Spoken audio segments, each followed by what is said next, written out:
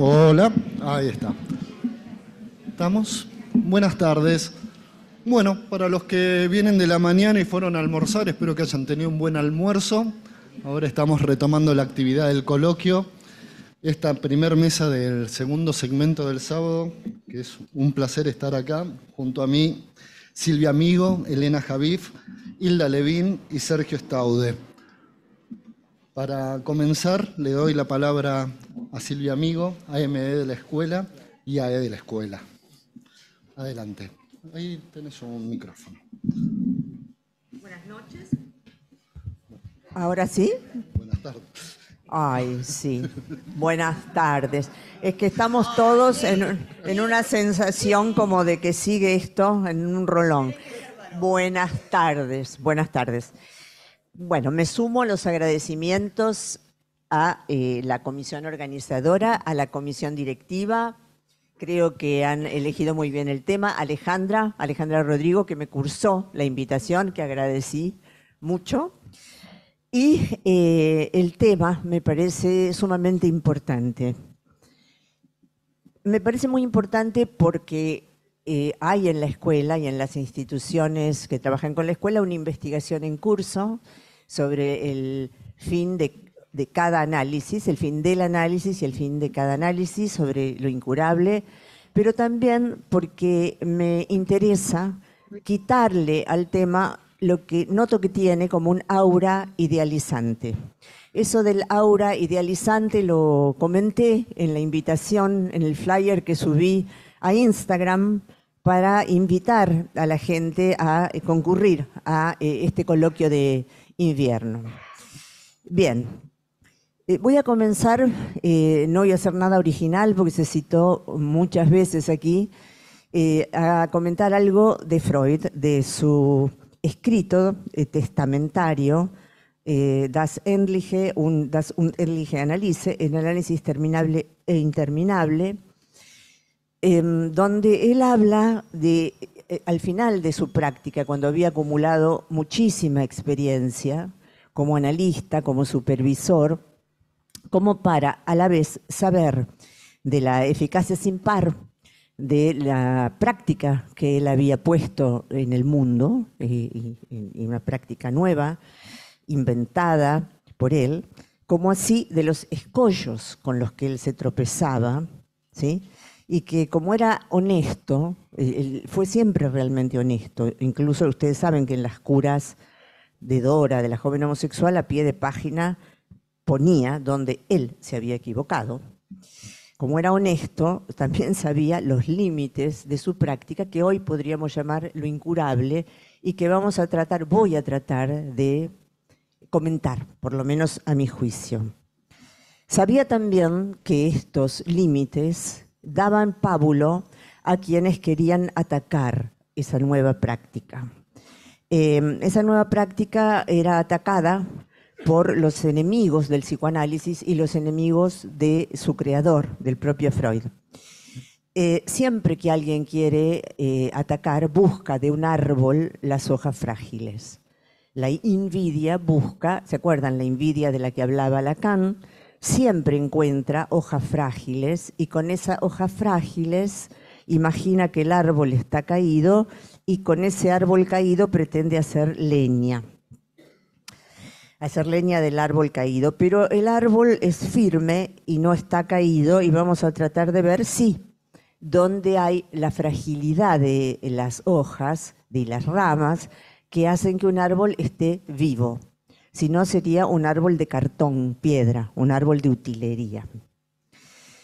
Entonces, en ese escrito, análisis terminable e interminable, y tratando de quebrar el mismo Freud, ese aura idealizante, dice esto, es la única cita que voy a hacer, porque las citas me resultan a mí, por lo menos, un poquito pesadas. Dice así Freud, chiquitita: con frecuencia los enemigos del psicoanálisis señalan este hecho, se refiere a las limitaciones de un análisis, con burla, y lo utilizan como un argumento para demostrar la inutilidad de las técnicas psicoanalíticas y a fortiori del fin del análisis. podríamos rechazar esta crítica diciendo que presenta exigencias injustificables. Los psicoanalistas son personas que han aprendido a practicar un arte peculiar. Además de esto, ha de permitírseles que sean humanos como los demás. Lo que sí va a decir Freud es que quien ha pasado por un análisis se dedique al arte del psicoanálisis o a la artesanía del psicoanálisis o no, va a tener algunas diferencias con quien no pasó por la experiencia del análisis, que voy a tratar de, a mi juicio, manifestar. Entonces, voy a insistir en que el tema del final del análisis y por ende del pase merece un detallado, un complejo, una formalización detallada. No es nada simple, pero paradojalmente merece nuestra cuidadosa atención y nuestro cuidado por no poner allí un aura idealizante. Entonces, estamos tan sujetos a contingencias como los demás, los que han pasado por ese final. Pero hay exigencias, eso sí, que se supone que estamos a la altura de cumplimentar, ¿sí? Que tienen que ver con sostener en las curas que dirigimos el deseo del analista, que no es un deseo puro tampoco, es difícil definir este deseo, que tiene que ver con desistir de gozar a nuestro analizante y, como acabo de citar desde Freud, tener alguna diferencia con quien no ha pasado, ¿sí?, por la experiencia del psicoanálisis. Tenemos que desistir, ¿sí?, de guiar a nuestro analizante y dejar que con el decir del analizante este moldee a nuestro alrededor como si fuéramos plastilina, ¿sí?, un objeto que al analizante lo haga seguir el rumbo de su dirección, ¿sí? El acto es nuestro, pero el decir es el del analizante. No es sencillo, entonces, definir este deseo y solo voy a dar indicaciones en el lapso que tengo, que es cortito. Quien ha pasado por el análisis y no se dedica al psicoanálisis, no tiene ganas, no es obligatorio, va a tener con sus incurables, que voy a tratar de definir, una advertencia, pero no necesita dedicarse al psicoanálisis. Pero esas advertencias las va a tener, ¿sí?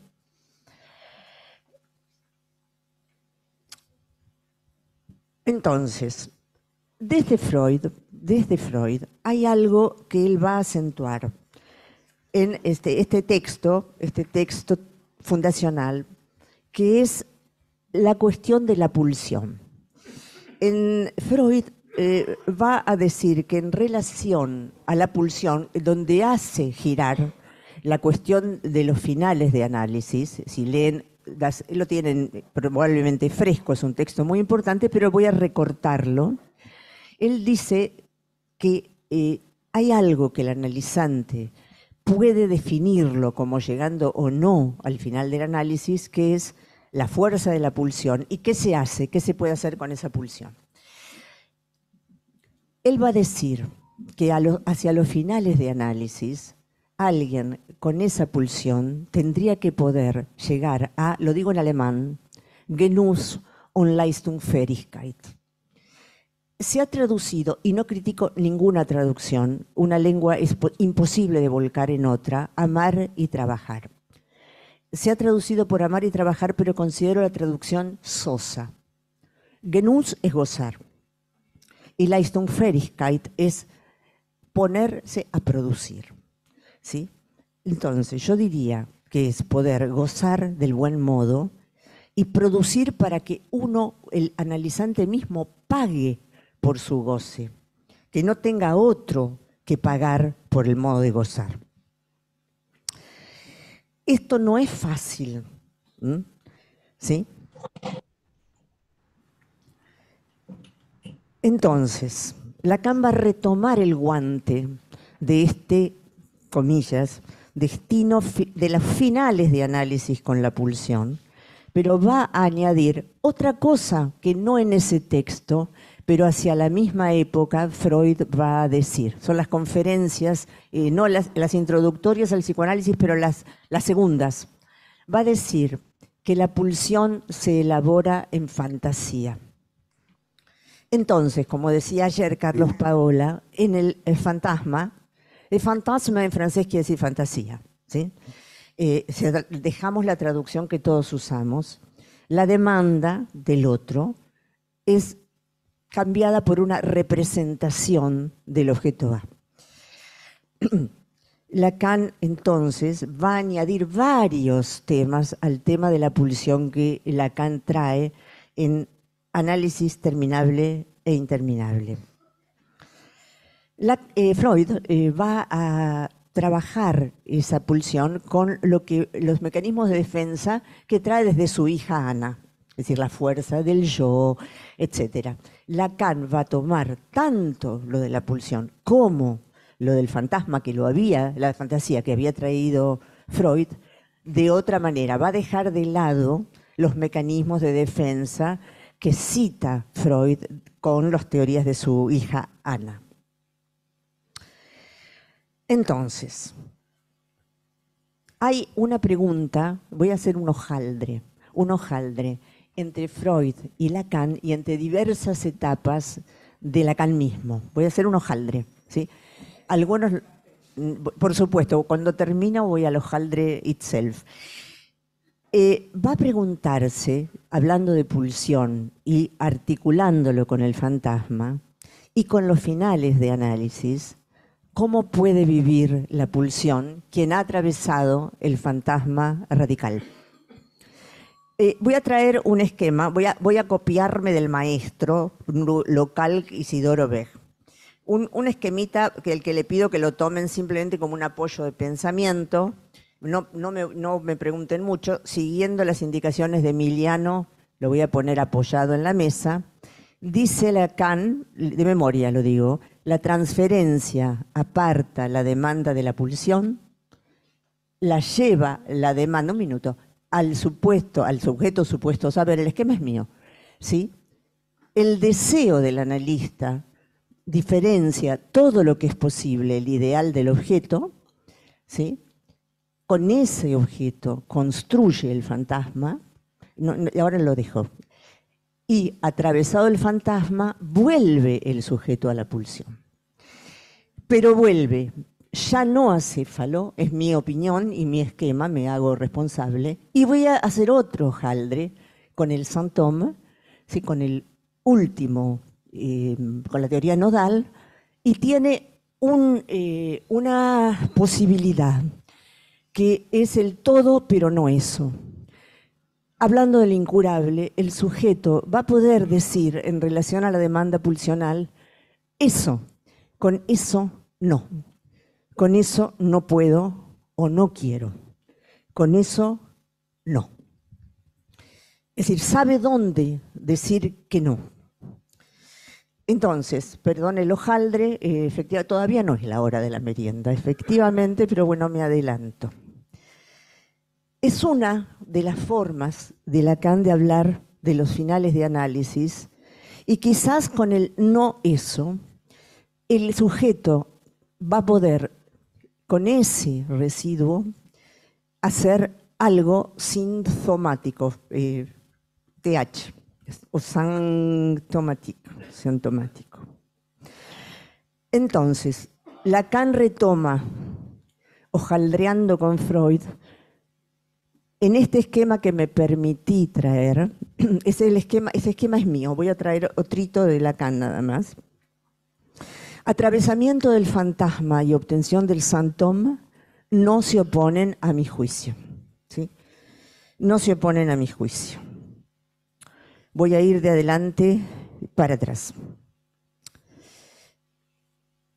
Donde encontré por primera vez que Lacan habla de verdad incurable, es en el seminario del acto analítico, el seminario número 15, que sigue lógicamente al seminario, no solo cronológicamente, al seminario de la lógica del fantasma, que para quienes quieran saberlo, acaba de salir en su versión establecida en Francia. Acaba de salir. En este esquema, este es copiado, yo añadí 2 o 3 palabras, perdón, Hilda, lo tengo que poner ahí, después te lo dejo. No sé, ¿te parece, Emiliano, que lo ponga ella? Gracias, Hilda, muchas gracias. Lacan dice que lo quiere apoyado y al revés. Ahí está. Ahí está. Como diga Emiliano. Va a decir, va a plantear en el esquema del acto analítico, trabajando con una negación de la conjunción cartesiana de ser y pensar, va a decir que hay que elegir o pienso o soy. Y voy a borrar todo eso porque no es tan largo ni tan espantosamente difícil, pero no tengo tiempo, que el ser del sujeto es el ser de objeto, del tú eres eso, ¿sí? Que el otro nos imputa y que, como dijo muy bien Cristina ayer, es algo con una parte erógena y una parte tanática. Una parte tanática mortificante que no siempre puede ser ingresada a la erogeneidad. Parte del tú eres eso puede ser erogeneizable y parte del tú eres eso no puede ser erogeneizable. Entonces, en la alienación estructural, en el pasaje al acto de la alienación, gracias Hilda, estructural, ¿sí? Hay, yo no pienso, soy el tú eres eso del objeto, ¿sí? Porque no hay opción en tiempos fundantes. Ahí está la zona del ello potencialmente erogeneizable, ¿sí? Y luego, en la operación verdad, que está aquí, ¿sí? Mediante un acting out estructural, molesto al otro para saber que me diga qué soy para el otro. La operación verdad intenta, pensando, poder emitir no soy, y llegar al decir pienso, no soy, yo no soy. El fantasma presenta un falso ser, una representación, ¿sí?, de ese objeto, ¿sí?, que me habían atribuido ser, con todas las dificultades del objeto no representable, tanático, ¿sí?, que queda enquistado, donde Lacan va a hablar en la diagonal de transferencia, gracias Hilda, del acto analítico, que no solo actúa por la interpretación posible del área verdad, sino también por lo no interpretable, sino trabajable por otras vías en análisis, que es lo que queda en la zona del ello, ¿sí?, y trabajable por lo imaginario, por intervenciones en lo real y por intervenciones en lo imaginario. Con los residuos se entra al área menos phi, donde el objeto A se vuelca por la zona de menos phi. Lo que indica bien, al llamarlo menos phi, que no solo se trata de la castración como falta en lo simbólico de un objeto imaginario, sino de una refundación del narcisismo, de un saber hacer con la imagen que Lacan va a trabajar en el seminario del Saint-Thomas, de un narcisismo no especular, adquirible a los finales de análisis y que se nota en la forma de llevar el cuerpo y llevar la relación con el otro en el lazo social. Nada cae por un hueco sin dejar residuos en los bordes. ¿Sí? Lo podemos pensar en cualquier orificio corporal, no quiero dar ejemplos escatológicos. Con esos residuos puede hacerse algo sin TH, sin tomático, sin tomático. ¿Qué es entonces lo incurable para mí? Estructuralmente, y solo es advertido por quien pasó por un análisis, se dedique al psicoanálisis o no.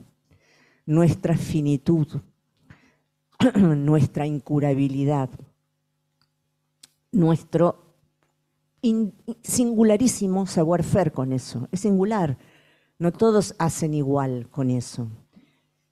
Y también los bordes defectuosos de la caída del objeto. Gracias, Silvia, muchas gracias. Sí, gracias. Las posibilidades sintomáticas de esa caída. Ayer comentaba de un paciente, en una pregunta, un paciente inteligente y muy ingenioso, que decía que el hecho de los bichos humanos, que hablamos de saber con el lenguaje, que vamos a morir, es una maldad del lenguaje. Personalmente pienso que esa maldad está compensada por la capacidad poética del lenguaje. ¿Sí? Y creo que también nuestro incurable está compensado por una eventual capacidad poética. Bueno, muchas gracias.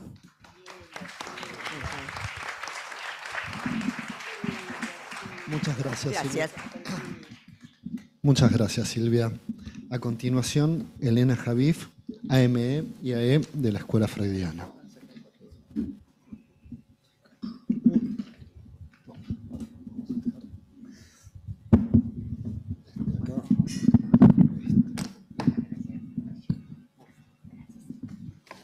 Bueno, a este pequeño texto, hoy vine con un pequeño texto, lo llamé Pez de Luna. Lacan aborda el laberinto del vacío, allí donde no soy, el juguete de mi pensamiento. El inconsciente piensa, donde yo no soy, pero donde debo advenir. De este modo, el sujeto se encuentra descentrado del lugar de transparencia. El sujeto no puede coincidir con la línea de la certeza. Su residuo es el vacío.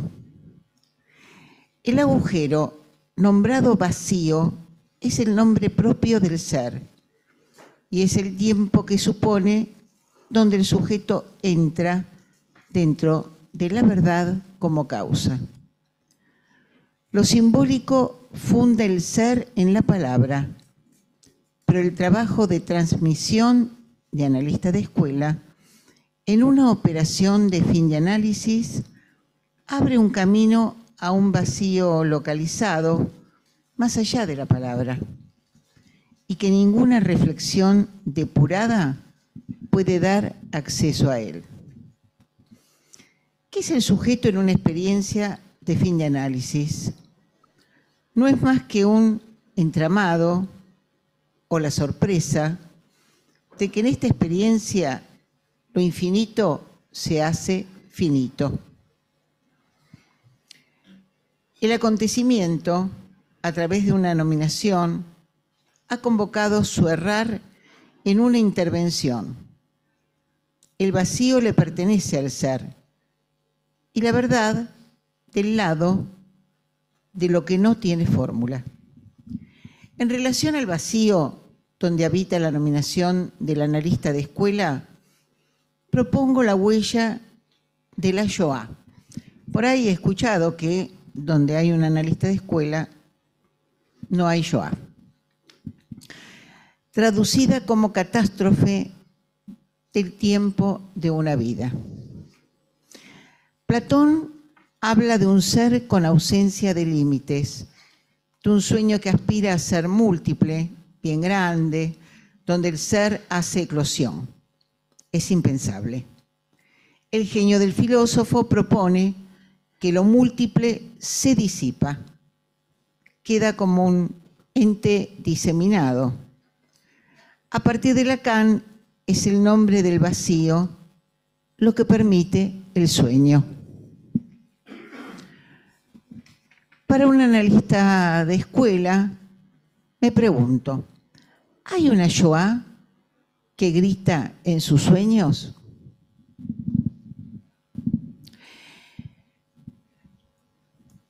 Por ahí apuesto, como decía Silvia, a que la Shoah se transmute en un poema. No hay un nuevo cielo, ni tampoco un ángel para abrir el pozo del abismo. El sueño nos da la llave para desmembrar al tirano. Acá tengo un encuentro con un pintor que se llama Germán Gárgano, psicoanalista, y me ha donado un sueño de él para que pueda traerlos para ustedes, junto con un libro de varias pinturas de él que está publicado, donde también publicó su sueño. Para este trabajo me encontré con un psicoanalista en un café que se llama Los Dos Angelitos. Me relata un sueño que está escrito en el libro de múltiples pinturas.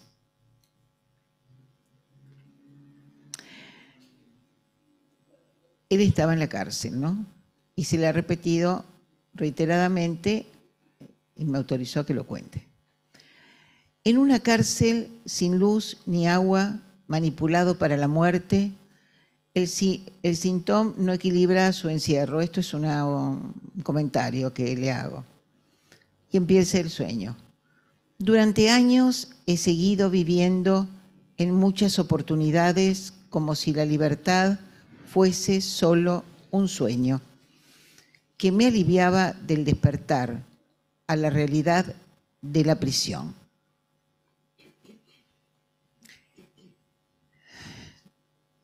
Me pregunta si eso es angustia, ¿qué es? Pero siempre se le ha repetido durante años la tiranía, ¿no?, del encierro. Es el círculo menos poblado, pero más difícil de soportar. Debe ser aquel en el que no se puede olvidar el tiempo ni un solo instante. En definitiva, no es más que ser castigado por haber vivido. Cioran nos habla de un pez de luna que fue atrapado, como nuestro soñante, fue expulsado del mar y arrojado en arenas extranjeras. Tendido sobre el malecón, se sacudía y se retorcía hasta sus últimos estertores. Luego se calmó y dejó de moverse. Era una agonía sin angustia. Nada más.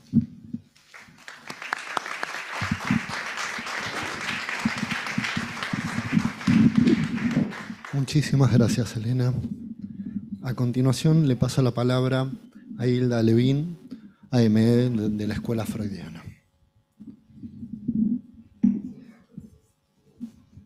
Bueno, muchas gracias. Buenas tardes a todos. Muchas gracias a Clara Krupler, que me invitó al coloquio, a presentar un trabajo. Y también quiero agradecer a la organización de este coloquio, a mis compañeros de mesa y a cada uno de ustedes por la presencia y la participación, no solo en el coloquio, sino en los tramos del psicoanálisis, su porvenir. El título del coloquio es Un fin de análisis y lo incurable. ¿Se escucha bien? Ahora, mi pregunta es, ¿son conceptos válidos o validables en el psicoanálisis con niños? Un epígrafe: lo real es el misterio del cuerpo hablante, es el misterio del inconsciente. Es de Lacan, de Lacan. En torno al tema del coloquio, me surgieron entonces preguntas en torno al psicoanálisis con niños. No son nuevas, pero esta ocasión las pone en movimiento, en tensión. ¿Son cuestiones aplicables al psicoanálisis con niños? ¿Qué dicen los psicoanalistas? ¿Es posible formular la existencia de un final de análisis en niños? Y si fuera así, ¿cuál sería su especificidad, su lógica? Entre la diversidad de argumentos a considerar, hoy me gustaría compartir un tramo de mis exploraciones en torno a estas preguntas.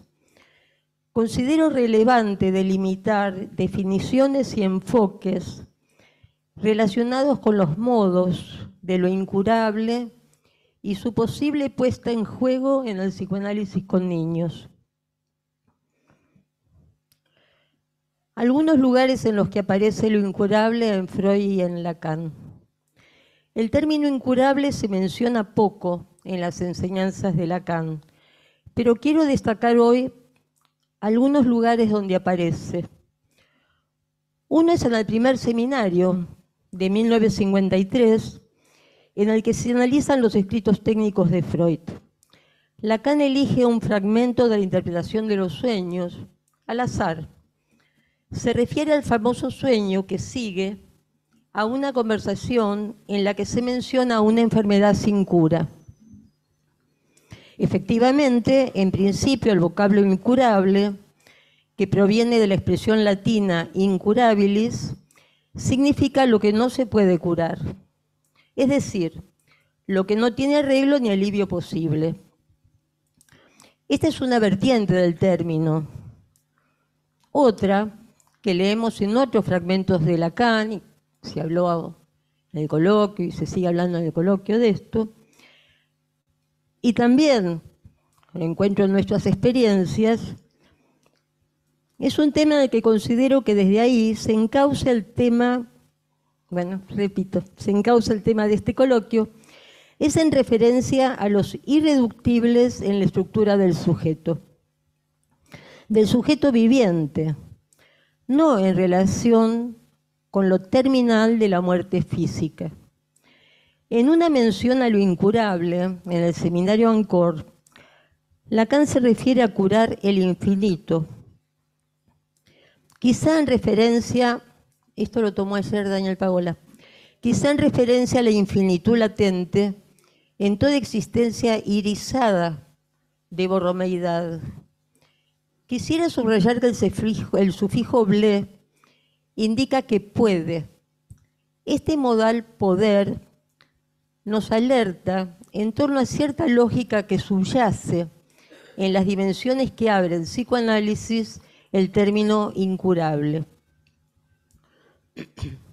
Aunque no me voy a detener ahora en este punto, quiero mencionar al pasar que en una referencia al presidente Nixon, que se psicoanalizaba, una referencia irónica y contundente, en la que Lacan expone el caso de Nixon, como un ejemplo de incurabilidad. Pero en otro lugar, por ejemplo en el seminario 15, abre otra dimensión de lo incurable. Surge así una modificación crucial en la estructura del sujeto a partir del acto psicoanalítico. Sabemos, si pasamos suficientemente por los tiempos de análisis, que va a restar un hueco, un vacío estructural, incurable. Es allí donde bordeamos la existencia de un goce no mortífero, poéticamente insaciable. Un goce no del todo sabido, pero sí sus efectos, que hienden al sujeto y motivan la producción de un texto. Una textura, un textil, cuyo punto final no cierra las puertas del deseo, sino que más bien surge incitando una vuelta más. Pero volvamos al tema de hoy, que el tiempo apremia. Iniciar el psicoanálisis con un niño implica considerar el papel de los padres de sus razones para la consulta, de la lógica que sostiene su decir. Es importante escuchar, diferenciar el motivo de consulta del niño y el de sus padres, que no siempre coinciden. Desde las primeras entrevistas, el analista puede reconocer el verdadero motivo del niño y orientar la cura en consecuencia. Betty Gard me decía que si el analista está bien situado, puede reconocer desde las primeras entrevistas con el niño su verdadero, entre comillas, motivo para iniciar el tratamiento. No solo eso, también afirmaba que incluso el niño manifiesta de qué modo orientar la cura. El acento puesto en la demanda del niño a diferenciar, no a excluir, de la demanda paterna, concierne al inicio del análisis y también a su finalización. Aquí vale diferenciar una finalización de su posible interrupción. Las lógicas que les incumben son de otro orden. En cada tiempo de la estructura, unos incurables jugarán sus cartas, que el psicoanalista no debería confundir con síntomas, inhibiciones o angustias imposibles de reducir por estructura. Si por un momento pensamos en la articulación borromea, será imposible reducir todos los goces. Será suficiente, sin embargo, para finalizar el análisis de un niño, que su cuerpo, su existencia, no permanezcan al servicio del goce del otro, que pueda soñar y no estar preso de pesadillas. He tenido la experiencia de interrupciones no deseadas por los niños. Si bien es de reconocer que una teoría unívoca del fin de análisis en niños es imposible de formular, no dudo en afirmar que no hay finalización del análisis de un niño si no se han conmovido sus figuras de muerte y de sexo cruel. Si las figuras de la muerte merman, pero siguen tensionando y lesionando la estructura del sujeto, no podríamos dar cabida a la suposición de un fin de análisis, aunque a veces queda interrumpido. El inicio de las consultas surge cuando algo estalla y se vuelve inmanejable para los adultos responsables del cuidado del niño. El inicio de un psicoanálisis con un niño nunca sería por fuera de los puntos de ruptura de los goces familiares. Un punto de ruptura es aquel en el que constatamos que se ha perdido la confianza, la suposición en el saber paterno. El sujeto supuesto saber, podemos decir, pasa por un tembladeral que constituye al mismo tiempo un resorte que propicia la consulta por el niño o niña cuyas problemáticas embarazan la convivencia familiar o escolar. Algunos irreductibles.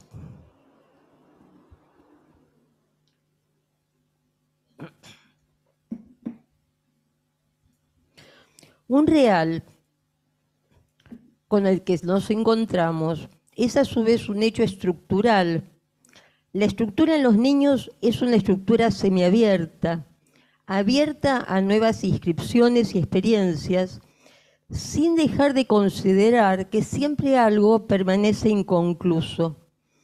Pero esta inconclusión no debe confundirse con un impedimento o un escollo transferencial, superyoico o tanático, propio de la fantasmática del niño o suscitado por transferencias paternas resistenciales al movimiento deseante en el que por el análisis pueda estar experimentando el niño.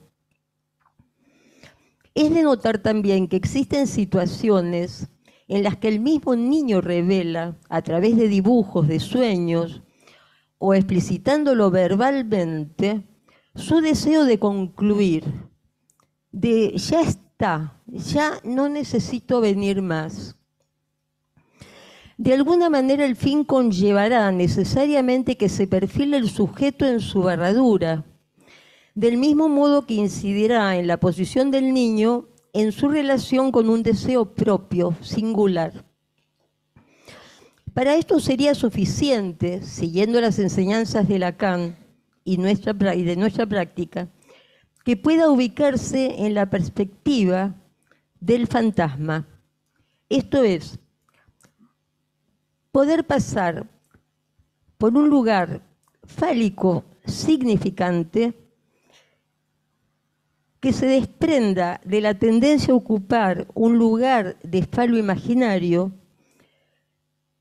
que pueda transitar por cierto borde, por cierto goce, que lo saque, por ejemplo, del colecho con la madre, con su cuerpo, con su voracidad. Que de alguna manera pueda hacerse cargo de la cesibilidad del objeto que le compete por edad y por estructura.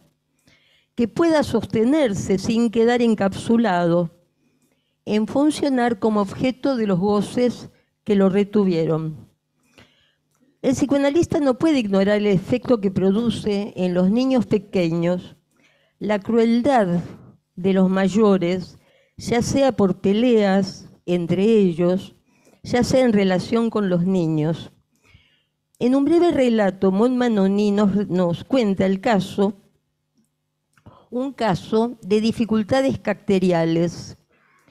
Se trata de un niño con dificultades en su carácter, ante las cuales su mamá reacciona con rechazo. Ella estaba tomada en la imposibilidad de soportar, textualmente, ¿no?, del libro de Manoni, imposibilidad de soportar la agresividad de su hijo, pero produce, dice Montmanoni, en la estructura infantil una fijación a la maldad denunciada. El niño se queja, a su vez, de las crueldades que hacen desgraciada su vida cotidiana. Ahora bien, si es como dice Lacan, esto lo ha tomado Liliana Donzis muchas veces, el niño está hecho para aprender algo, ¿qué podemos aprender nosotros de los niños en tratamiento? ¿Qué es lo que tienen que aprender los niños? En el caso antes mencionado, atravesar las amenazas en las que estaba envuelto, así como sus fijaciones imaginarias, requirió desentramar el lugar de deseo en la estructura del niño, extraerlo de las reyertas paternas enredadas en fantasías de sexo y muerte cruel, de sexo cruel y muerte. Esto implicaría, podemos decir hoy, desarmar la burbuja de violencia en la que el niño estaba tomado y sostener la posibilidad de producir un borde que ordene su fantasma y separe su cross-cap de la fantasmática que sostenía a la pareja parental en una seguridad dual. Seguridad dual son términos de Manoni. Algo hace falta aprender para que el nudo se haga. Para que el nudo borromiano se haga, hace falta que sean al menos 3, imaginario, simbólico y real. Y si algo me enseñaron mis pequeños pacientes, también los otros, es que es posible finalizar si de alguna manera el borromeo se produjo y los límites del sujeto lo reenvían a que pueda abrir las puertas e ir a jugar. Para ir concluyendo, hablé de incurables no soslayables en el psicoanálisis con niños en tanto límites, espacios y lugares necesarios no reductibles en los tramos de la estructuración del sujeto. Retomo ahora el título, Un fin de análisis, y del epígrafe, El misterio del cuerpo hablante. También te referías hoy a la poesía. Para decir que nos deja a veces sin palabras la belleza de algunas escrituras en la infancia, al tiempo que dicen de sus tiempos, sus avatares, sus nuevos acontecimientos. Me gustaría compartir un haiku escrito por un niño de 8 años, después de batallar arduamente con sus pesadillas, entramadas en figuras amenazantes. Al despedirse de su primer análisis, escribió en una pequeña tarjeta que dejó en mi escritorio: entre sueños y risas, un nuevo camino. Adiós, sin miedo.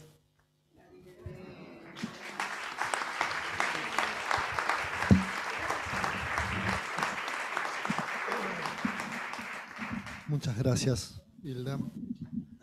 A continuación, Sergio Staude, AME, de la Escuela Freudiana de Buenos Aires.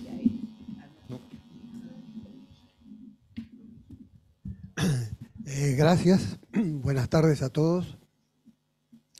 Gracias a la Comisión Directiva por la invitación y además por la idea de hacer estas jornadas que me parece que cierran perfectamente con la propuesta del seminario que estuvimos trabajando todo este tiempo, ¿no? Y gracias a Verónica Iguastela y a Rino De Mossi por la invitación.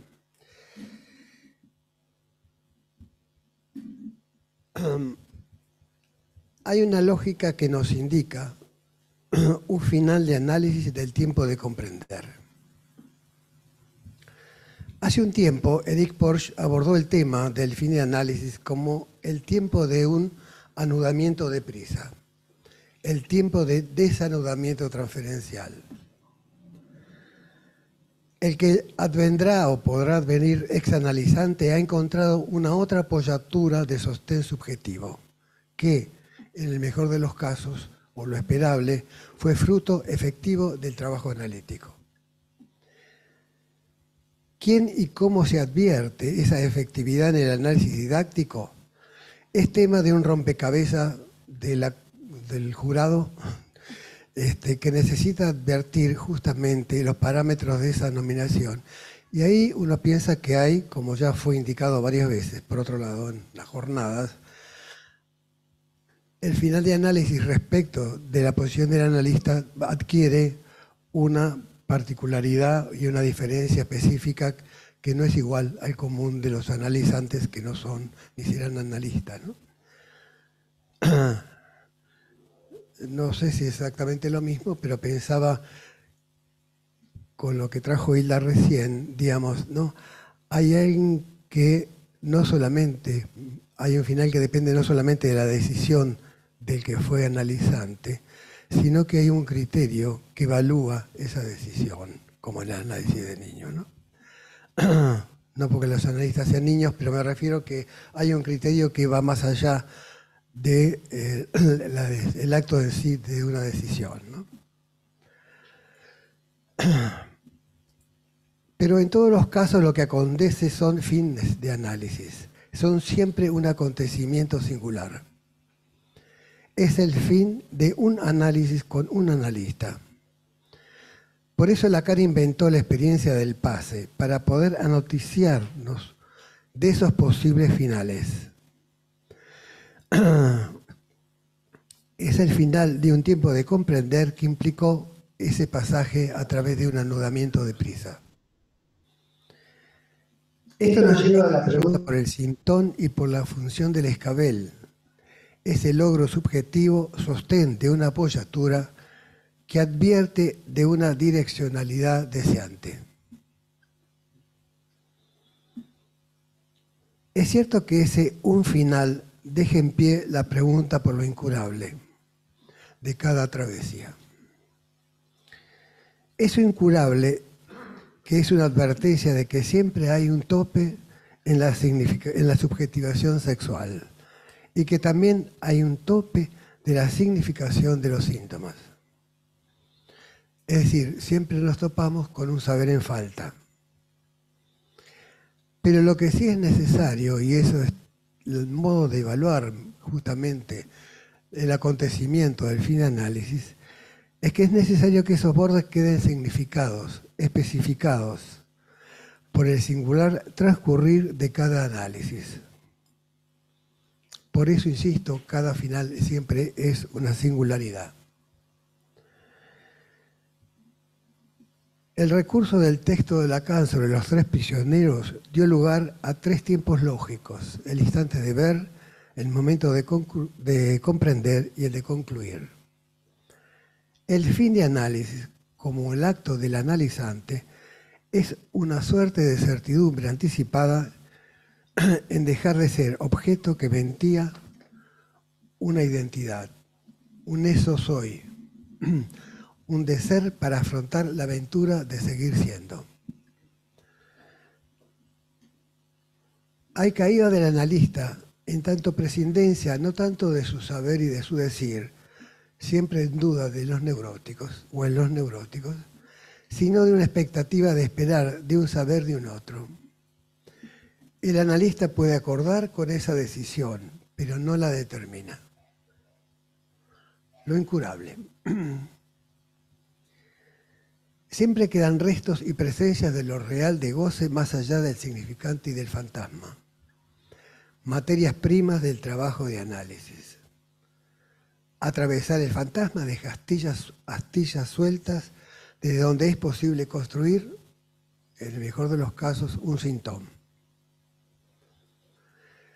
Lo incurable dice de un goce positivizado, real del goce del cuerpo, más allá del significante y más allá del fantasma.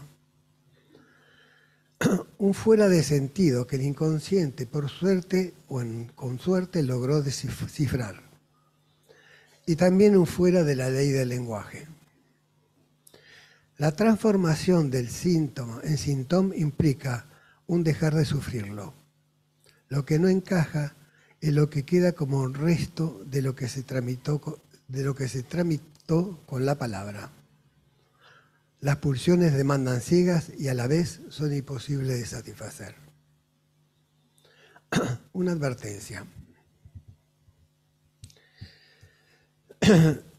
En un cuento de Isidoro Blainstein, un personaje que se supone el inicio de su periplo de análisis le pide al analista: mire, doctor, yo voy a contribuir todo lo que pueda en la terapia, pero le pido por favor, no me saque los síntomas porque es lo único que tengo en la vida.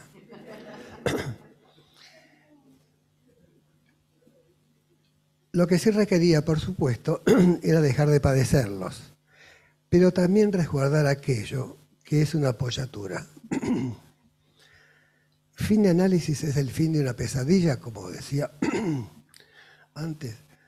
En ese final hay algo que no encaja y que deja abierta la oferta o el mandato de hacer algo con ella.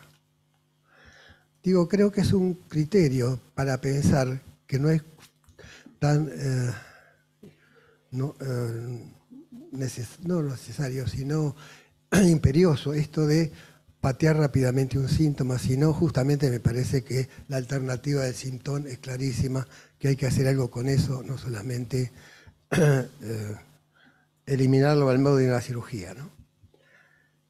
Pero traigo otra cara de lo incurable que me interesaba comentar y participar, ¿no? El que fue un texto, una poesía, de la que fue una analizante y además una excelente escritora, que escribió una pequeña poesía como síntesis de lo que uno podía pensar final de análisis. La escritora era Alejandra Pizarnik, ¿no?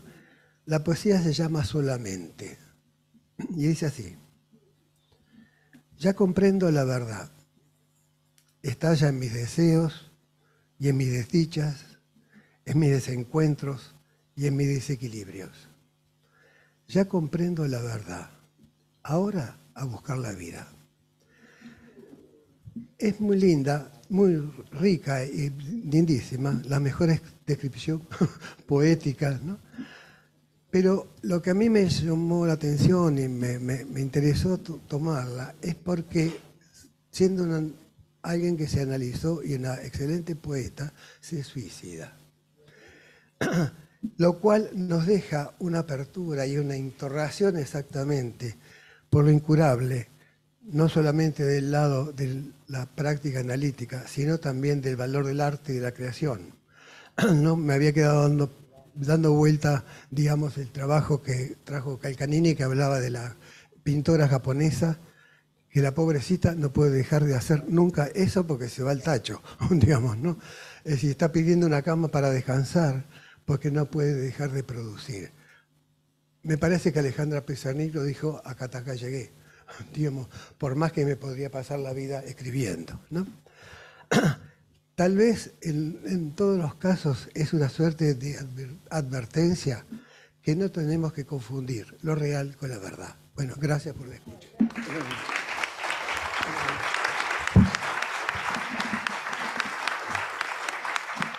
Muchísimas gracias, Sergio. Bueno, abrimos un espacio de intercambio con los presentes y con Zoom. Los que estén por Zoom, por favor, usen la reacción de la manito para poder ponerlos en cola y que puedan preguntar. Y abrimos acá al que quiera intervenir también.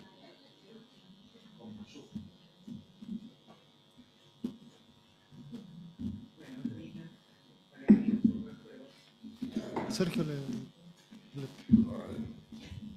Voy a empezar, gracias. Voy a empezar para abrir el juego nomás, pero voy a empezar por el final. Completamente de acuerdo, Sergio, con que no hay que confundir lo que Lacan plantea de lo incurable como la verdad, digamos, la verdad de lo incurable con lo real. Justamente hablé de esto hoy a la mañana, porque lo real aparece como el fondo posible, digamos, de respecto del savoir-faire. Y es ahí donde, retomando a Pizarnik, que le mencioné también, hay un trabajo mío respecto de la vida, obra de ella, donde sí, no tenemos dudas de su Saint-Homme respecto de la escritura, tan contingente como cualquier Saint-Homme, porque no le impidió el pasaje al acto. Solo que quisiera agregar a lo que decías, pero porque me interesa, no sé si es de interés de todos, pero casi en una conversación con vos, en los últimos tiempos, antes de su suicidio, me consta desde diversos lugares, incluso familiares, que ella no escribía. No escribió.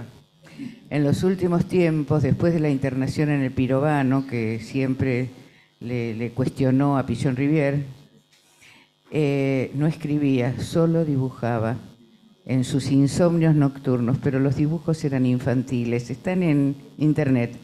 O sea que ahí la contingencia del Saint-Homme, eso ya sé la verdad y ahora la vida,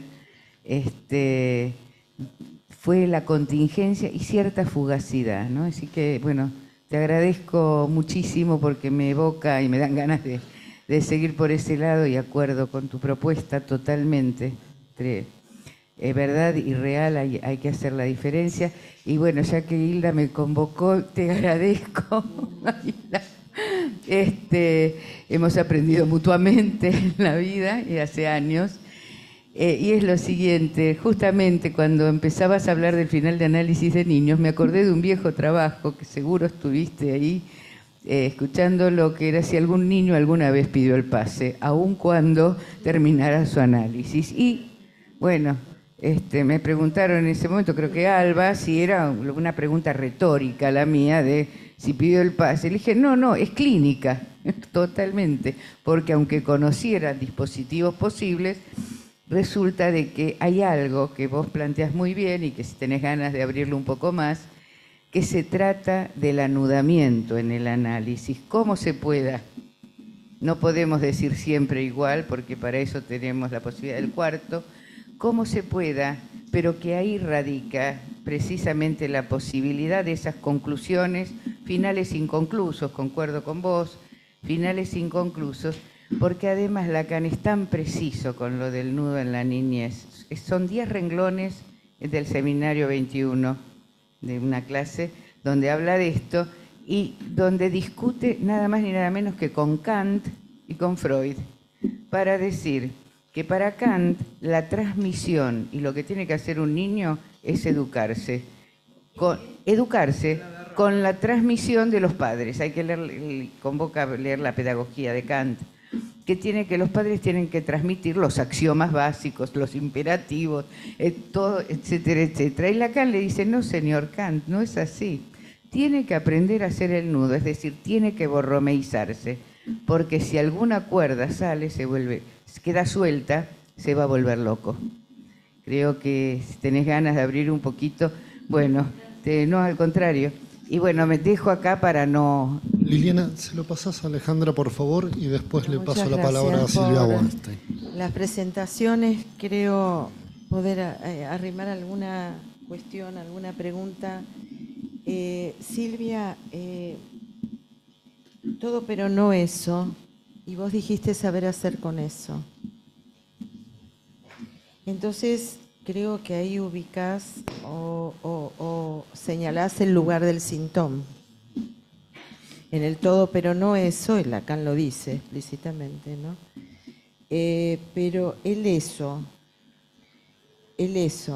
es no eso. Entonces, ¿cómo pensás ahí el valor de la negación? Bueno, esa es una cuestión. Elena, hablaste mucho de la E y trajiste ese texto de Cioran, creo, ¿no? Quisiera que poder escucharte un poco más respecto de eso. Si hay algo ahí en esa relación que fuiste trayendo respecto de la E, del lugar de la E. Después Hilda, hacer el nudo, y me preguntaba en ese haiku que te deja tu analizantito, si no tiene que ver con hacer el nudo, eso que leíste, ¿no? Y me preguntaba por el nudo de los padres. Si ahí no se lee el hacer el nudo en el análisis con niños, o de este niño. Y me preguntaba por el nudo de los padres, porque viste que se habla del síntoma en 2 notas sobre el niño, ¿no? Y me preguntaba sobre el nudo de los padres, ¿no? Y Sergio, te quería preguntar sobre algo que dijo Liliana también, de la contingencia del síntoma en una estructura. Porque me parece que estabiliza, pero ¿cuándo deja de estabilizar? ¿Consistencia o contingencia? Contingencia. Silvia, adelante, por favor, si puedes desmutearte. Bueno, muchas gracias a las exposiciones de esta mesa. Voy a hacer una pregunta a Silvia. Empiezo por Silvia Amigo. Silvia, cuando vos hablás de la finitud como lo relacionado con lo incurable, la finitud de la vida, ¿no? ¿Eso no tendrá que ver con lo irremediable? Porque la finitud es irremediable. Me parece que lo incurable tiene que ver con algo relativo a los síntomas, a la vida de un sujeto, donde hay algo que queda como resto que no puede sintomatizarse con TH. Hilda, te agradezco muchísimo que hayas hablado del fin del análisis, si podemos hablar, y preguntarte por el fin del análisis en un niño o con un niño. Y también me quedé con lo que dijo Lili, que efectivamente lo que dice Lacan respecto del niño, dice, hace falta que el niño haga bien el nudo. Yo siempre lo pensé que estaba muy relacionado con el nudo de los padres, porque el niño solo, digamos como alguien autónomo, no puede hacer bien el nudo, ¿no es cierto? Bueno, eso era lo que quería preguntarte y agradecerte por traer el tema, porque me parece muy importante. Y Sergio, lo que traes de Alejandra Pizarnik, yo estaba pensando que ahí me parece que tenemos que diferenciar el Sanctum de la sublimación. Entonces mi pregunta es, Alejandra Pizarnik, con su escritura y a su manera y como pudo, ¿no habrá inscripto desde su tortura en la vida la sublimación a través de la escritura? Bueno, eso, muchas gracias. Bien, les digo, tenemos 3 intervenciones más. Yo ahora voy a pasar el micrófono, les pido que sean lo más breve posible para volver a la mesa y ahí que la mesa se dé. No, termina 4:10, como tardísimo, 4:05 idealmente. Así que hago estas intervenciones y volvemos a la mesa para que la mesa se pueda explayar tranquilamente y ahí cerramos.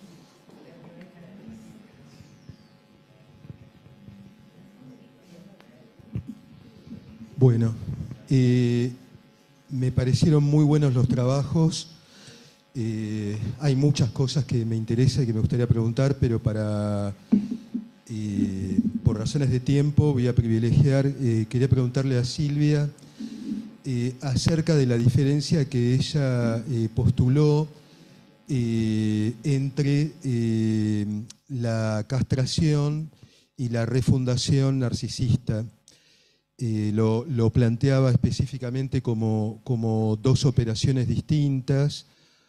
Y a mí me gustaría que te explayes un poquito porque en general me da la impresión que cuando uno, pero bueno, es una primera impresión, como que tocas la castración, tocas el narcisismo, como en la misma operación, pero como vos lo diferenciabas, me gustaría escuchar un poquito más de eso.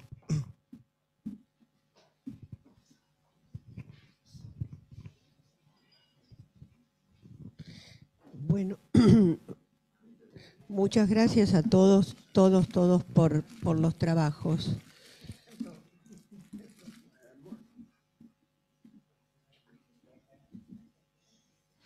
Les decía que les agradezco a todos los trabajos y tengo que limitar ahí muchísimo lo que me suscitan. Hilda, compartimos la profunda implicancia en el análisis con los niños, así que te agradezco una vez más. Pero pregunto, ¿no? Y es una pregunta que retomo de la sala y que toma a toda la mesa, creo yo, ¿no? ¿Hay nudo Borromeo en el análisis con niños? Yo pregunto de esa manera, ¿no? Creo que hay un anudamiento, efectivamente, y comparto profundamente esto, porque creo que los niños se anudan cuando pueden estar en un análisis y anudan de otra manera. Y que anudarse de otra manera implica una transformación, yo diría sí, de lo especular que los atrapa. Y creo que ellos trabajan muy, muy fuertemente cuando se puede, trabajamos con ellos, con el juego, en ese punto. Pero no me quiero detener ahí, solamente la pregunta va al punto de que sí hay esas fantasías lúdicas que ellos, en el mejor de los casos, vos que trabajás tanto con niños graves, Hilda, lo sabés bien, cómo el trabajo que cuesta a un analista introducir algo de lo lúdico, porque no lo tienen, no lo traen por sí, ¿no? En ese sentido, digamos, tocamos cierto límite, ¿no? Y la pregunta, ¿hay fantasma o hay fantasías? Y realmente el camino al fantasma lo abre el análisis con un niño. Es una pregunta, no estoy cerrando, sino todo lo contrario, abriendo. Sergio, además de que me emociona muchísimo cada vez que vos traes al arte, y te lo agradezco con tantos años, ¿no?, en que nos conocemos, pero digo, lo de Alejandra Pizarnik, tal vez la mejor poeta argentina, tal vez. Sí, es así. Bueno, nada más, solamente quería decirte esto, ¿no? Es como, tomando también lo que traía Liliana Donzi recién, es tan importante pensar en esto, pero sublimación no es lo mismo que síntoma. Entonces, por ahí te quería pedir un poquito más la explicitación y agradecerles a todos las ponencias. Bueno, buenas tardes. Bueno, muy interesantes los trabajos. Soy breve. Solamente quería preguntarle a Sergio por esto que dijiste al final, no confundir la verdad con lo real. Lo decís casi como una advertencia, no sé si... No, que lo escucho casi como una advertencia, entonces te quería preguntar cómo lo pensás y si podés especificar más, porque esto de no confundir la verdad con lo real.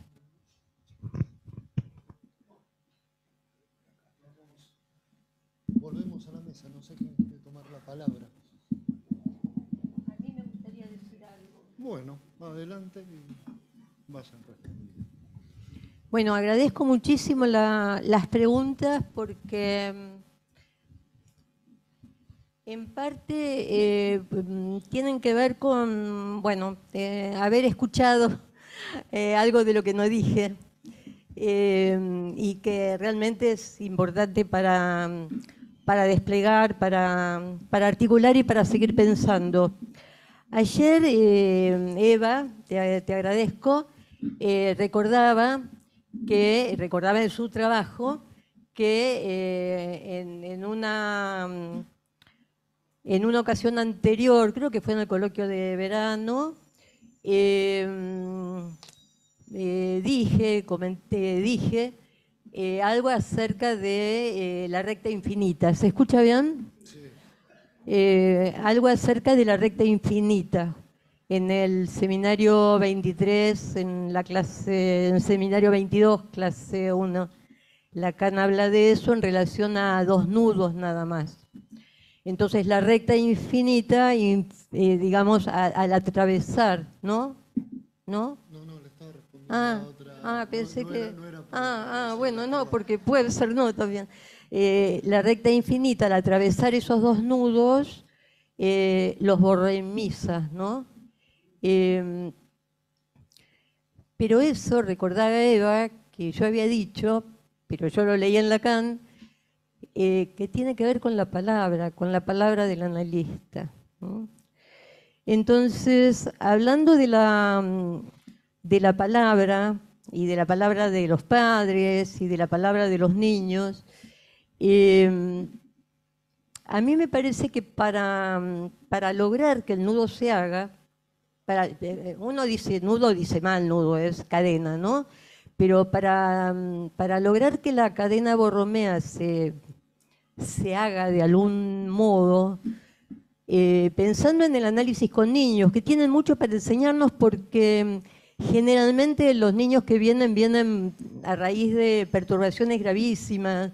Es muy raro que tomemos a un niño neurótico en análisis, o sea, casi una locura de los padres que un niño neurótico venga a análisis. Entonces, hay mucho para aprender realmente acerca de tánatos, la pulsión de muerte. Y yo quería retomar algo que se dijo ayer, que trajo ayer Nomi, ¿no? Nomi, de la Escuela de la Argentina, digamos, respecto de los riesgos de la segunda tópica, ¿no? Como que hay ciertos movimientos en psicoanálisis que tienden como a, psicoanálisis entre comillas, ¿no?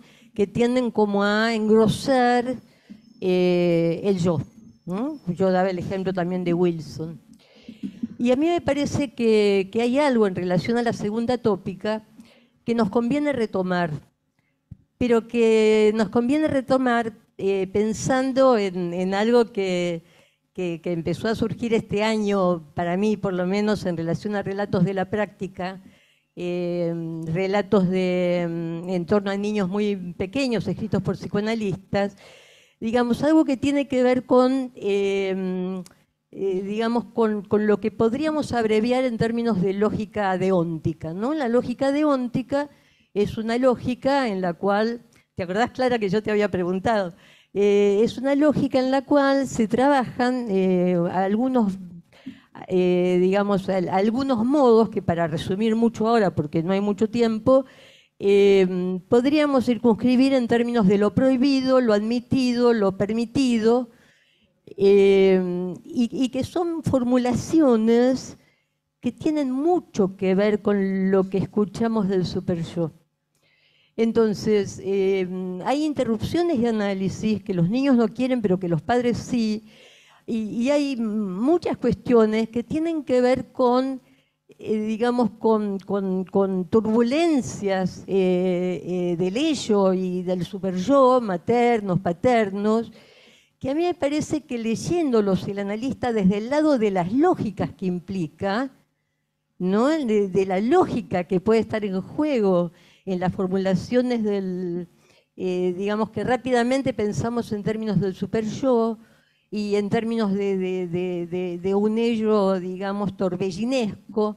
A mí me parece que leyéndolo desde la lógica, desde el seminario a la ética, por ejemplo, podemos arrimar algo. Ya me estás apurando. Sí. No es la primera vez, como me recordabas hoy. Pero mi trabajo lo leí en 12 minutos, 15 minutos. Entonces me parece que desde ahí podemos empezar a tironear ciertas reducciones de goces que nos permitan, tomando esos hilos, esos filamentos, posibilitar algo del anudamiento, cuando lo que está en juego es justamente cierta falta de ese anudamiento borromeo, ¿no? Bueno, hay más para decir, pero... Muchísimas gracias, Silvia. Silvia. Muy brevemente, muy brevemente. A ver, el todo, pero no eso. Creo que Lacan habla del pasa, no es ne pasa, o sea que no tiene expletivo. Es una negación no aliviada por el expletivo, por el ne. Entonces es una negación, eso no, como, y creo que no es el patuto, ¿sí? Por ejemplo, que lo hizo Rolando, hizo una exposición fabulosa sobre el patut, pero en el caso del Saint-Homme no es. ¿A qué goce uno puede decir que no? Hay dos palabras de mala prensa en el psicoanálisis lacaniano. Una es goce, como si todos los goces fueran malos, y otra es narcisismo, como si todos los narcisismos fueran malos. El goce al que uno puede aspirar, hay goces a los que uno puede aspirar, por eso llamé el Genuss de Freud, y la frase de Lacan chiquitita, de la subversión del sujeto, la castración quiere decir que el goce debe ser rechazado para que pueda ser realcanzado, el goce, en la escala invertida de la ley del deseo. Otra palabra de mala prensa, narcisismo, confundido con infatuación. Se dice tantas veces, esa persona es narcisista, por suerte, si no, ¿cómo haría? Bueno, el alcance de un narcisismo por fuera de la trampa especular es esperable de alguien que arriba a los fines de análisis. Es más largo, pero no me voy a extender. El narcisismo alcanzado fuera de la trampa especular es esperable de alguien que arriba hacia los finales de análisis. Para la pregunta entonces de Javier Zieliecki, esto es cierto que está totalmente articulado con la castración, falta en lo simbólico de un objeto imaginario, la agente padre real, desde el inicio de la enseñanza de Lacan, no es tan sabido, Javier, por eso insisto con eso. En relación a lo irremediable, remedio es fármaco, como lo comentó Miriam Berkovich ayer, es decir, que es a la vez veneno y lo que nos cura. Hay que recordar, el remedio es una palabra bien ambigua en su raíz etimológica, y las finitudes de las que yo hablaba son muchas. La finitud de nuestra potencia muscular, la finitud de nuestra piel lisita cuando éramos jovencitos, la finitud, sí, también de nuestra vida. Hay muchas finitudes que asumir, Y también, obviamente, la finitud de nuestra potencia sexual, todas las finitudes que quieran, no solo la de la vida, estaba referido en el trabajo, pero sí la de la vida también. Irremediablemente es un fármaco, un remedio, porque sería insoportable la vida. Miriam trajo también el videíto de Lacan. ¿Soportarían la vida sin la esperanza de la muerte? ¿Algo más? Nada, eso. Dejo la palabra a Sergio. Gracias. Bueno, contesto un par de cosas. Una que es la pregunta de Silvia Weinstein. Yo creo que la sublimación es un recurso posible, pero no es equivalente a síntoma. Puede haber otras maneras de sostenerse con un síntoma. Por ejemplo, me acordaba de una anécdota de Sartre. Estaban en una reunión de intelectuales y hablaban de un escritor, en general lo criticaban, que no era buen escritor, que no era original. Y Sartre dijo, sí, pero es un buen padre. Ese puede ser un buen síntoma también. Exactamente. O un líder político puede ser un síntoma. Y el de hacerse un nombre, que por ahí Lacan también menciona, ¿no? Como efecto, síntoma. Pero uno tendría que tener cuidado porque hay muchas maneras de hacerse un nombre. Don Adolfito Hitler se hizo un nombre, digamos, ¿no? Y habría que pensar, por ahí para él fue un síntoma, digamos, lo que hizo fue un síntoma, pero de todos modos también hay que pensar de quién estamos hablando, ¿eh? ¿De quién mencionaste? A Hitler, también se hizo un nombre, el hombre, digamos, ¿no? Quiero decir, me parece que hay recursos que hay que pensar. ¿Qué le daría mejor estatuto a lo del síntoma? Por ejemplo, a mí me parece que a veces de cómo Lacan afirmó, digamos, la cuestión del síntoma con Joyce, por ahí queda muy ligado a la producción de Joyce, pero uno se olvida que se pasó toda su vida tratando de ser un escritor y eso sostuvo, como una práctica lo sostuvo, no solamente por su producción. Podría haber sido un escritor mediocre, digamos. Eso es cierto, puede ser, sí, no, está bien, lo planteaba así, lo pensaba con el nombre nomás, pero sí, no, pero digo, me parece que eso se contestaría vamos, yo me acerco a la pregunta por ahí, digamos, el síntoma es un recurso posible, puede haber otras cosas que impliquen también un posicionamiento subjetivo que sostenga a alguien. No. En cuanto a la verdad y lo real, la idea no es mía porque la dijo Lacan, digamos, en última instancia no es lo mismo, digamos, porque la verdad necesariamente tiene que articularse con algo de lo simbólico, o lo simbólico y lo imaginario, pero lo real siempre se va a escapar, digamos, siempre va a exceder cualquier posibilidad de acotarlo o de restringirlo, ¿no? En ese sentido. Bueno, nada.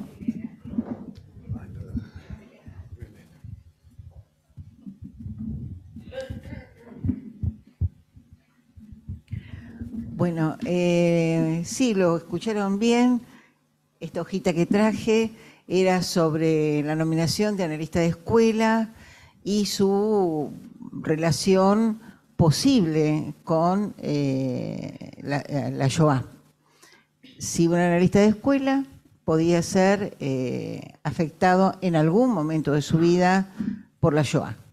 En este caso, la Shoah viene del campo del otro, no del campo del sujeto. Primero, varias veces me pregunté por qué no hay más analistas de escuela, no porque esto sea ninguna escuela, es un mercado para repartir nominaciones. Pero ¿por qué no había más pedidos de pase? Muchas veces me pregunté. Cuando hay mucha gente que se analiza en la Argentina, también hay pedidos de pase de otros lugares del mundo a la escuela y a otras escuelas, pero me parece que son pocos pedidos de pase. ¿Por qué? Es una pregunta que tengo, ¿eh? A lo mejor me equivoco, no es un negocio, pero algo de ese vacío posible y que puede ser nominado por la E, acá hay un vacío, hace retroceder para no pedirlo, o para que haya silencio. ¿Será por eso? Hay un profundo silencio para la cantidad de gente que se analiza. Quizás no haya que medir por la cantidad, pero hay silencio. A mí me interesa porque es un proceso de largo tiempo en el que participé, donde daba las cartas, mucha gente se asustaba cuando recibía las cartas o lloraba. Participé de eso, me emocionaba, nos abrazamos, era algo conmovedor. Se nominaba un vacío. Bueno, todos conmovidos. En relación a esta pregunta de la Shoah, esta persona que me acompañó, este pintor que me acompañó, es un sueño que está en un libro fantástico de pinturas, donde él por fin pudo escribir un sueño donde él fue torturado en el tiempo de la dictadura. Se puede leer. Y me preguntaba si había angustia o lo que aparecía en ese sueño, que se repetía durante años en él, donde él quedaba encerrado, tenía que ver con angustia o con algo extraño que aparece en ese pez, en el poema, de algo que va muriéndose o desfalleciendo o terminando en una tierra extraña, y no tiene que ver con la dictadura, con el dictador, no con él. Se está terminando, se está acabando, ya está. Se terminó. Quiere decir que la Shoah termina, pero puede aparecer en un lugar de alguien que terminó el análisis, puede haber sido nominado o no, pero terminó. El dictador finalmente está en una tierra extraña, nada más. Clara, si querés, un comentario, porque no va a volver a la mesa, se cierra la mesa. ¿Un comentario o no vuelve a la mesa? No, no va a volver a la mesa, no va a haber respuesta. Cerramos Bueno, la mesa. está bien, entonces es un comentario, es un agradecimiento. Disculpen que me tuve que levantar, porque estábamos tratando de habilitar la sala de arriba, porque hay mucha gente y queríamos que estuviese la pantalla también replicando lo que pasaba acá. Por eso me levanté. Pero quiero hacer el comentario. Silvia, el MEPANTES, chicas, el MEPANTES, ¿sí? El todo, pero no eso. A mi gusto, el reclamo que le hace Lacan a Aristóteles y que pide ayuda para encontrarlo, digamos, en el organón, claro que está en el organón, pero él en el día de la clase no lo encuentra. La pregunta que queda, que es lo que alcancé a escuchar de la pregunta, Eva, no, un minuto nada más. Lo que alcancé a escuchar de la pregunta que te hizo Ale con respecto a qué niega, ¿sí? Qué valor tiene esa negación, que excede, digamos, la cuestión de lo que veníamos viendo en las fórmulas de la sexuación, por ejemplo, y que no es una fórmula lógica, ¿cierto? Es todo, pero no eso, que es una manera que Lacan nombra el síntoma. Entonces la pregunta queda abierta, si no vuelve a la mesa, queda abierta para que nos preocupemos y nos ocupemos de saber qué niega el no del... Pero, ¿cómo? Claro, no, de todas maneras me interesa porque es uno de los nombres del síntoma, por eso me interesa. En todo caso, lo único que quiero es resaltarla. Si la diste, discúlpame, me tuve que ir. ¿Está? Y a Hilda, agradezco mucho que hayas subrayado la propuesta de un análisis y que hayas traído, ¿sí? un caso de fin de un análisis con esa bellísima poiesis, con esa producción del haiku. Y lo que recordabas de la lógica deóntica, a mí me parece vital retomarla en relación a que la lógica modal de predicados no alcanza para decir lo obligatorio, ¿sí? La cuestión no solamente del super yo, sino de las condiciones en que se administra la ley, sobre todo en los tiempos de la infancia. Así que, bueno, muchísimas gracias por las poesías y lo que han traído, bueno, y que traer a un amigo querido también de la casa, Germán Gárgano, como con este ejemplo. Gracias, Elenita. Muchas gracias. Muchísimas gracias a todos.